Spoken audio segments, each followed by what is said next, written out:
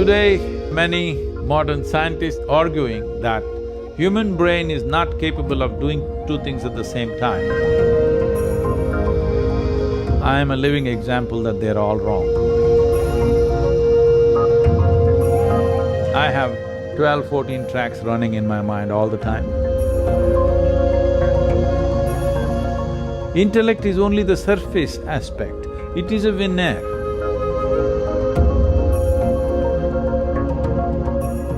In the huge volume of intelligence that makes us who we are.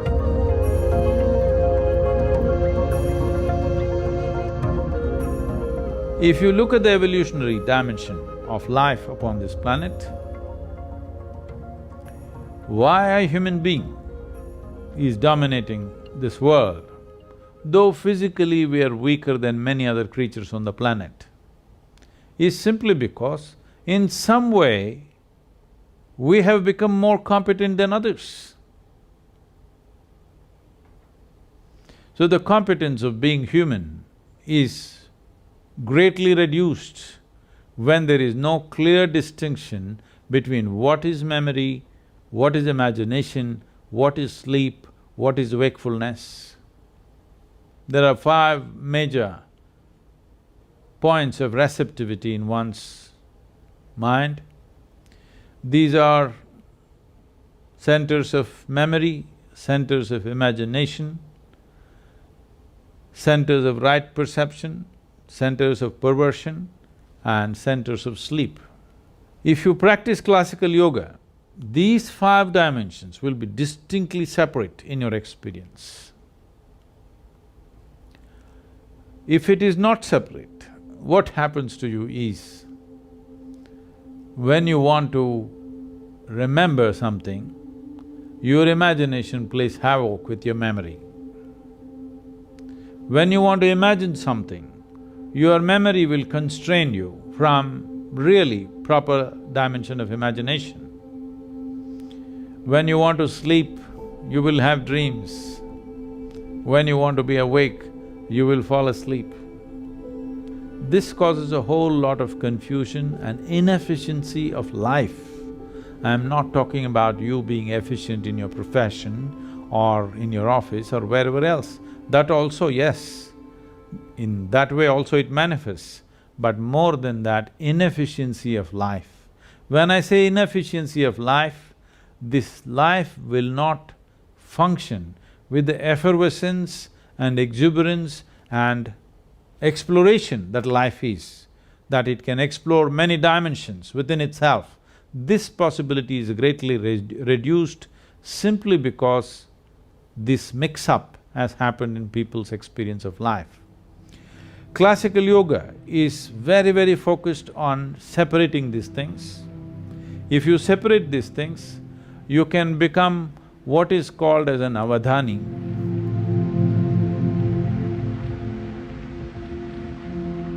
In ancient times, there were many people, today there are a few. Some of them are called Avadhanis, which means they have 8 types, 8 capabilities. That is, at a single moment, at a given moment, they can perform 8 different actions.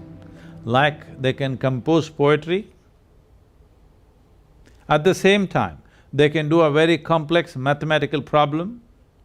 At the same time, they can smell perfumes and decide which is which. At the same time, they can taste many things and say whatever they have to say about it. At the same time, they can do many things like concerning with all the 5 senses of seeing, hearing, smelling, tasting and touching. Many actions they can perform at the same given time. 8 type of actions, if you can perform, you are called an Ashtavadhani. If you can perform 10 types of actions, you are called a Dashavadhani. If you can do 100 types of actions, you're called a Shatavadhani. If you can do 1,000 types of actions, you're called a Sahasravadhani. Sahasravadhanis have been very, very rare. People say that Agastya Muni was a Sahasravadhani, that means he could do 1,008 things at the same time. So these Avadhanis are not just legend, there have been many in the past which are well-recorded incidents.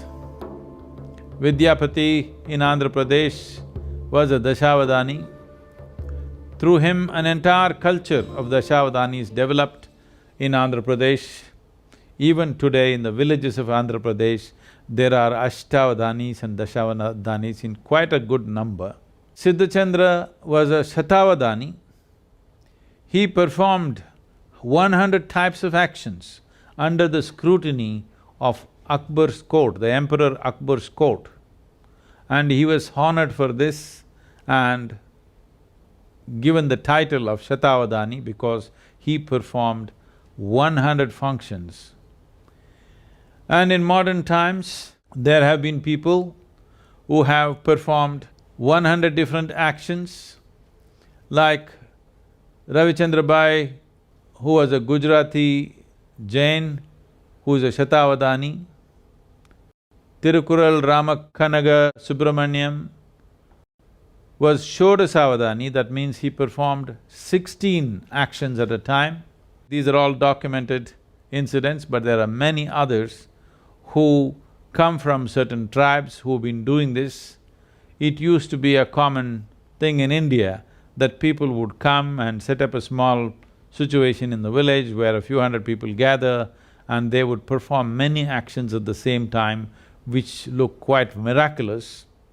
But this is just to demonstrate the capacity of human memory, because human memory is not limited to articulate memory that we are talking about.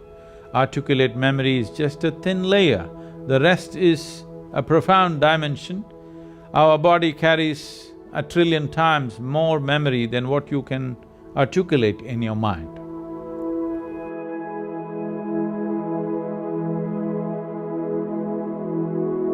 Today, there are many modern scientists, unfortunately, arguing that human brain is not capable of doing two things at the same time. You can do it best only if you do one thing at a time. I am a living example that they're all wrong. I have 12, 14 tracks running in my mind all the time. Do I look distracted, disturbed or stressed because of that? No. You can perform any number of things because of this. It is not even that you have to consciously pay attention to it. If you open up a certain track and leave it, it goes on by itself. This is the nature of human intelligence. You are not sitting here and conducting your renal functions or your liver functions or your spleen working or not. You're not doing this. Aren't all these many things happening at the same time? Isn't there an intelligence within us which is capable of doing all these things?